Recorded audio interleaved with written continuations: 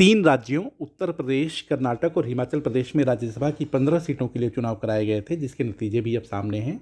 UP में BJP के सभी 8 उम्मीदवार, समाजवादी पार्टी के 2, हिमाचल में बीजेपी के 1 कैंडिडेट और कर्नाटक में कांग्रेस के 3 और बीजेपी के 1 उम्मीदवार को जीत मिली है।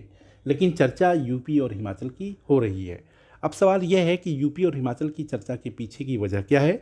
उसे समझने से पहले यूपी में तीसरी सीट पर समाजवादी पार्टी और हिमाचल में कांग्रेस की हार को समझना होगा। यूपी में समाजवादी पार्टी के 8 विधायक बागी हो गए और उन्होंने अंतरात्मा के आधार पर बीजेपी को समर्थन किया।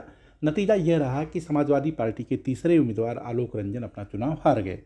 वहीं हिमाचल में भी चुनाव से पहले कांग्रेस के कुछ बागी विधायकों की अंतरात्मा जागी और वरिष्ठ वकील अभिषेक मनु सिंघवी को हार का सामना करना पड़ा। अभिषेक मनु सिंघवी की हार इस वजह से भी खास है कि दोनों उम्मीदवारों को, मतलब बीजेपी के उम्मीदवार और अभिषेक मनु सिंघवी को कुल 34 वोट मिले थे, लेकिन जब लकी ड्रॉ निकाला गया तो उसमें इनको हार का सामना करना पड़ा।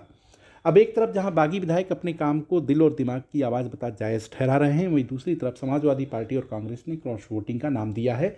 क्रॉस वोटिंग और अंतरात्मा, ये दोनों ऐसे शब्द हैं कि जो बार बार समय समय पर राजनीतिक दल अपनी बचाव के लिए या दूसरे पर आरोप लगाने के लिए गढ़ते रहे हैं। लिहाजा यहाँ पर हम आपको क्रॉस वोटिंग और अंतरात्मा की आवाज़ क्या है उसे बताएंगे।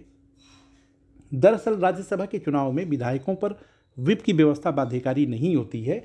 इसका अर्थ यह है कि वो अपने मत का फैसला किसी भी बेहतर उम्मीदवार के लिए कर सकते हैं। चूँकि यह चुनाव राज्यसभा के लिए होता है और राज्यसभा को कहा जाता है कि इसमें देश के वैसे लोगों को जगह मिलनी चाहिए जो कि सामान्य तौर पर जिनकी मेधा शक्ति थोड़ी अच्छी हो जाए।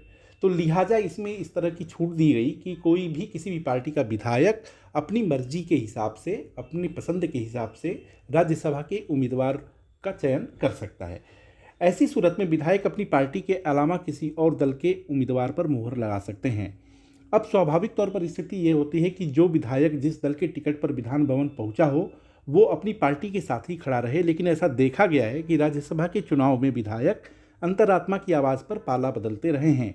भारत की सियासत में इस शब्द का इस्तेमाल करीब करीब सभी राजनीतिक दलों ने मौके के हिसाब से किया है, चाहे बीपी सिंह रहे हों, चाहे अटल बिहारी वाजपेयी, चाहे केजरीवाल या बीएस येदियुरप्पा। वैसे तो सियासत में संवेदना के लिए कोई खास जगह होती ही नहीं है, लेकिन मुश्किल हालात में राजनीतिक दलों को लगता है कि वो ईमान की दुहाई दिलाकर, ईमान की दवा पिलाकर नतीजों को अपने पक्ष में कर लेंगे, लेकिन अपने फायदे का हथियार भी कभी कभी भारी पड़ जाता है।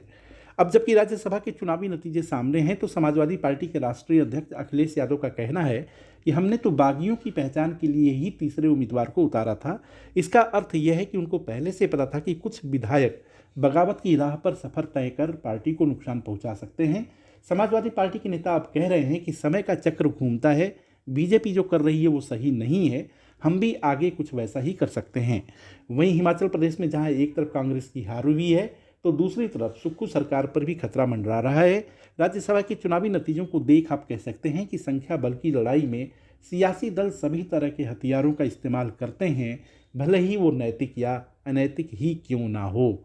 अगर आपको हमारा वीडियो पसंद आया हो तो लाइक और सब्सक्राइब करें और हाँ, कमेंट ज़रूर करें।